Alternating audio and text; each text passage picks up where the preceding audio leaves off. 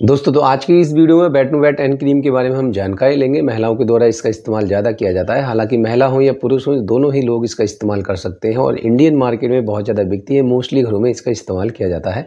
कुछ महिलाएं इसका इस्तेमाल अपने चेहरे को गोरा करने के लिए भी करती हैं, कुछ महिलाएं इसका अदर यूजेस में करती हैं। तो किस तरह से आपको इसका यूज करना चाहिए, क्या इसके साइड इफेक्ट हो सकते हैं, किन किन समस्याओं में इसका आप इस्तेमाल कर सकते हैं, और यदि इसके इस्तेमाल से आपका चेहरा खराब हो चुका है तो कैसे आप उसको ठीक कर सकते हैं, आज की इस वीडियो में वही आपसे डिस्कस करने वाला हूँ।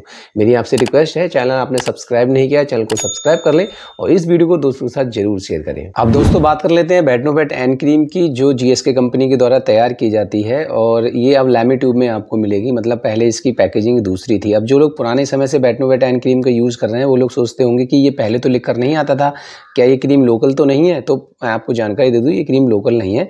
कंपनी ने इसकी पैकेजिंग चेंज की, इसलिए इस पर मेंशन किया गया है कि पहले जब आप इसको परचेज करते होंगे तो आपने ध्यान से देखा होगा कि इसकी जो पैकेजिंग थी ना वो इस तरह से नहीं थी, प्लास्टिक के कवर में नहीं थी।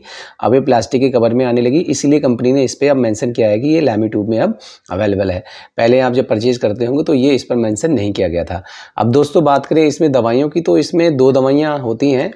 एक जो होती है बीटामीथासोन जो कि 0.10% होता है, और दूसरी जो होती है न्यूमासिन सल्फेट जो 0.5% होती है। एक दवाई और भी है जो प्रिजर्वेटिव के बेस में इसमें है। अब दोस्तों इस क्रीम के फायदे और नुकसान की बात करें तो कुछ लोग तो अपनी स्किन पर इसको इस्तेमाल करते हैं बिना डॉक्टर की सलाह के, मगर जब आप इसको परचेज करेंगे तो आप ध्यान दीजिएगा, यहाँ पे एक रेड कलर की जो पट्टी बनी हुई है इसमें लिखा हुआ है कि ये जो दवाइयाँ हैं वो शेड्यूल H1 की हैं। बिना डॉक्टर की सलाह के कभी भी आप इसका यूज ना करें, वरना आपकी स्किन पर ये काफ़ी नुकसान भी कर सकती है। पर कुछ महिलाएं हों चाहे वो पुरुष हों, कुछ लोग अपने चेहरे पर भी इसका इस्तेमाल कर लेते हैं और लंबे समय तक इस्तेमाल करते हैं तो उनकी स्किन रेड भी हो जाती है, उनकी स्किन पर चकत्ते पड़ने शुरू हो जाते हैं, स्किन ड्राई होना शुरू हो जाती है। उसका मेन कारण यही होता है कि इसमें जो ये बीटामीथासोन नाम की जो दवाई होती है ना, ये एक स्टेरॉयड होता है। जब आप स्टेरॉयड का बहुत ज़्यादा लंबे समय तक यूज़ कर लेते हैं तो आपकी स्किन पर ये ड्राइनेस ला सकती है, या आपकी स्किन सेंसिटिव भी हो सकती है, आपकी स्किन पतली हो जाती है। और यदि आपकी स्किन सेंसिटिव हो जाती है, पतली हो जाती है, फिर इस क्रीम के अलावा किसी और क्रीम का अपने चेहरे पर यूज़ करते हैं, किसी और प्रोडक्ट का अपने चेहरे पर यूज़ करते हैं, तो आपको स्किन एलर्जी होना शुरू हो जाती है, रेडनेस होना शुरू हो जाती है, रैशेस होना शुरू हो जाते हैं।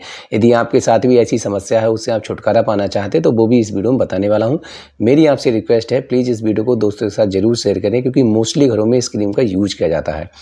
दोस्तों बात करें कि कैसे उससे आपको छुटकारा पाना है, तो यदि आप इस क्रीम का यूज़ कर रहे हैं तो एक साथ आपको ये लगाना बंद करनी नहीं होती है, वरना और भी नुकसान कर सकती है, क्योंकि स्टेरॉयड का एक साथ इस्तेमाल बंद करना आपको घातक हो सकता है। तो यदि आप इस क्रीम का दिन में 2 बार यूज करते हैं, सुबह शाम, तो अब आपको अगले दिन से दिन में 1 बार यूज करना शुरू करना है। जब आप 1 दिन यूज करेंगे तो तकरीबन 15 दिन तक आप 1 दिन यूज कीजिए, उसके बाद आपको 1 दिन गैप करके इसका यूज करना होता है। फिर 10 दिन तक आप ऐसे कीजिए, फिर उसके बाद 2 दिन का गैप कीजिए, फिर 3 दिन का गैप कीजिए, फिर 4 दिन का गैप कीजिए। ऐसे ही आपको 1 हफ्ते में फिर यूज करनी है, फिर आपको 15 दिन में यूज करनी है, फिर आपको 30 दिन में यूज करनी है, फिर आपको धीमे धीमे करके इसका यूज बंद करना होता है। जब आप इसका यूज कर रहे हैं, यदि आपकी स्किन ड्राई हो चुकी है, रेड हो रही है, तो अब आपको एक चीज़ और भी ध्यान में रखनी है कि जब आप धूप में निकलते होंगे, यदि आपकी स्किन पर रेडनेस हो रही हो, आपकी स्किन पर ड्राइनेस आ रही हो, तो धूप में निकलने से 15 मिनट पहले आप सनस्क्रीन का यूज कर सकते हैं। सनस्क्रीन आप चाहे कोई भी ले सकते हैं अपनी इच्छा के अनुसार। बाकी शाम को सोने से पहले आप मॉइस्चराइजर का भी यूज कर सकते हैं, इससे आपकी स्किन ठंडी रहेगी और आपको बेहतर रिजल्ट प्राप्त होंगे। दोस्तों हमने बीटामीथासोन के साइड इफेक्ट के बारे में जान लिया। बाकी न्यूमासिन दवाई की बात करें, जो कि एक एंटीबायोटिक दवाई होती है, तो यदि आपको स्किन इन्फेक्शन है, चाहे वो सोरायसिस की समस्या हो, चाहे आपको एक्जिमा की समस्या हो, तो उसमें यदि आप इसका यूज करते हैं तो काफ़ी बेहतर रिजल्ट देखने के लिए मिलते हैं, क्योंकि ये दवा बैक्टीरियल इन्फेक्शन के लिए यूज में ली जाती है। बाकी अदर स्किन कंडीशन में इसका यूज करने से पहले आपको डॉक्टर से सलाह भी लेनी चाहिए। बाकी कभी भी इसका क्रीम का आपको यूज करना है तब भी आपको डॉक्टर से सलाह लेने के बाद ही इस क्रीम का यूज करना होता है। इसकी MRP की बात करें तो जो 25 ग्राम ऑइंटमेंट है उसकी करंट MRP है 55 रुपये 30 पैसे, जो कि टाइम टू टाइम चेंज होती रहती है। ये आप ऑफलाइन ऑनलाइन कहीं से भी परचेज कर सकते हैं। जानकारी आपको सही लगी तो वीडियो को लाइक कीजिएगा, शेयर कीजिएगा। धन्यवाद दोस्तों।